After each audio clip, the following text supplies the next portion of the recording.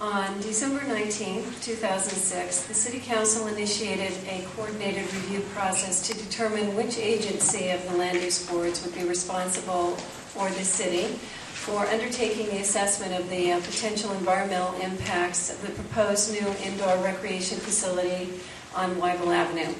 The Council indicated that it wanted to serve as the lead agency for this assessment. Pursuant to the regulations of the New York State Environmental Quality Review Act, all the other involved agencies had 30 days to respond to that. Within this period, no agency challenged the City Council's request.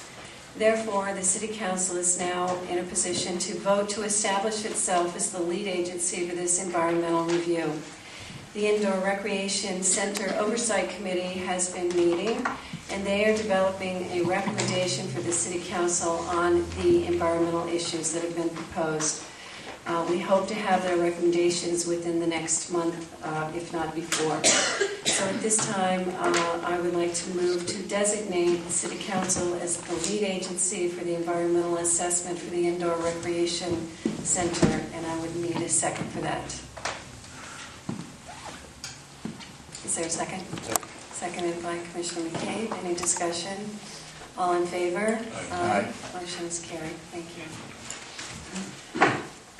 I would like to first of all read the resolution and ask the Council to vote on accepting it.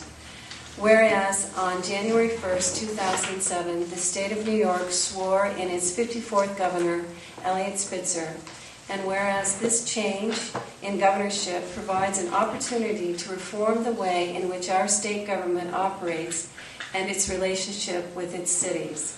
And whereas many cities in New York have experienced population declines and stagnant tax bases in recent years, and whereas the State of New York has for too long burdened its cities with unfunded mandates that directly affect local property taxpayers, and whereas the State of New York has never fully restored the state aid to local governments that it severely reduced in the early 1990s, and whereas the New York Conference of Mayors and municipal officials have outlined needed reforms in a report entitled Connecting the Dots, a blueprint for revitalizing our communities and our state to address these issues that are critical to cities across New York.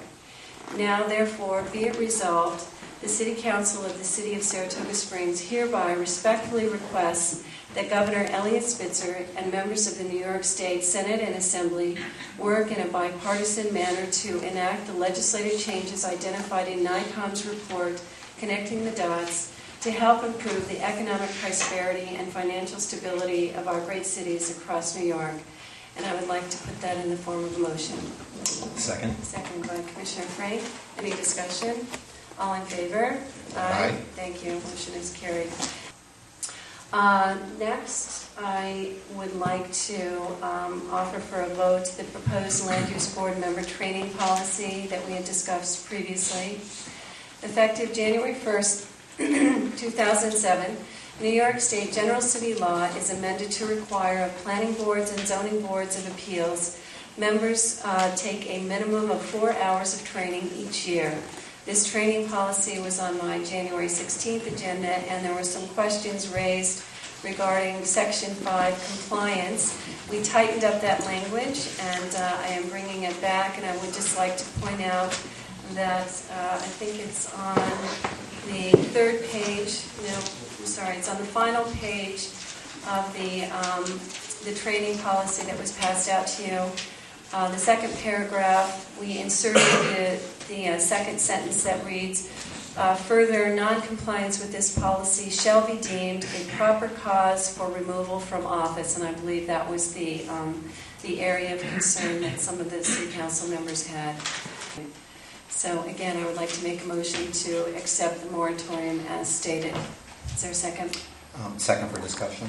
Seconded by Commissioner Frank. I have no problems with this. The only thing that came up is I heard the name Verano. That I don't know how that was impacted because we had voted on that a couple months back and said that they did not have to follow that. So I don't know if Jeff can help us, or that was my only concern. I believe that what was discussed with regard to the Verano property is that the City County Sewer Authority will use its own discretion with regard to allowing individual cases to be connected to the county sewer. I think we talked about knowing that this moratorium was going to take place.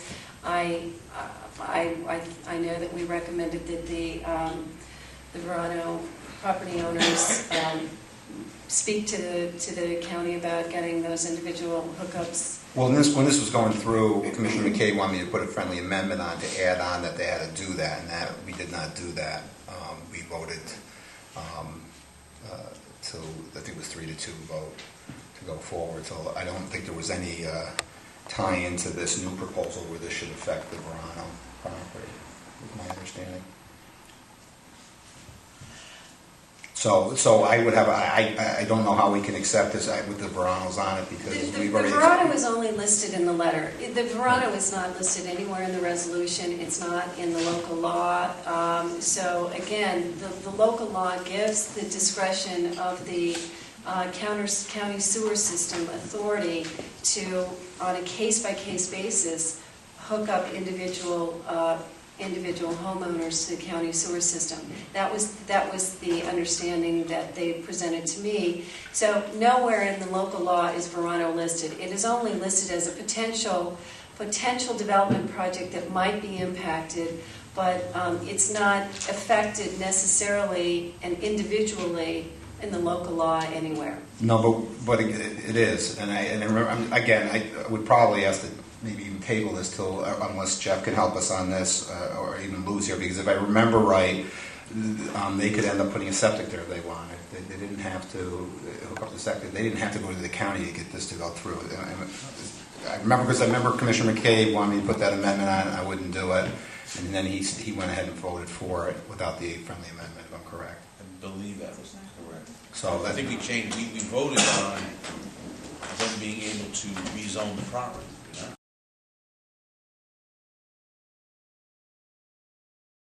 So I think we should take more time now to start explaining to the general public how public works really functions. We've got over 19 subdivisions.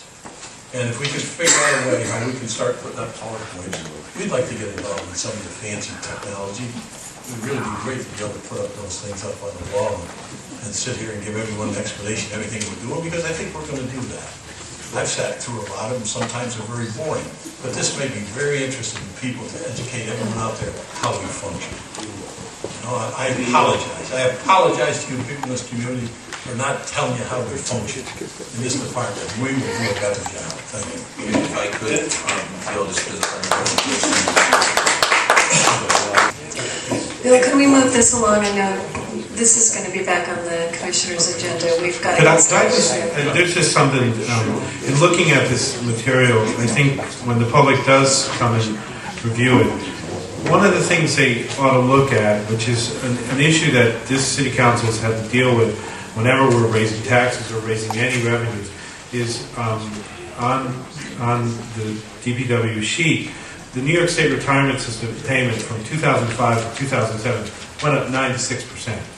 The hospitalization employee benefits went up 38.9% from 2005 to 2007. This is one of the issues that this city council and its unions and the public have to have a constructive dialogue about. I know Commissioner McTygue's talked about this in the past. While I'm very supportive of the hard work that the employees in this building do, and they do work very hard, there are minimal resources, sometimes and under very difficult conditions. These are costs that are beginning to overwhelm the city. So whenever we look at increases in taxes, water rates, or whatever, this is part of what is forcing this issue. And again, retirement is important, health care is important, but these are costs that are exploding on this city, and we need to address those. So I think one of the things in looking at this 7% rate increase is looking at that as a cost. We're not being sort of crazy about money here.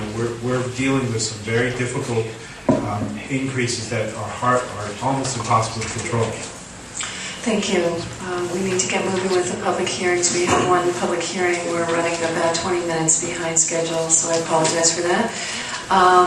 The next public hearing is with regard to a rezoning.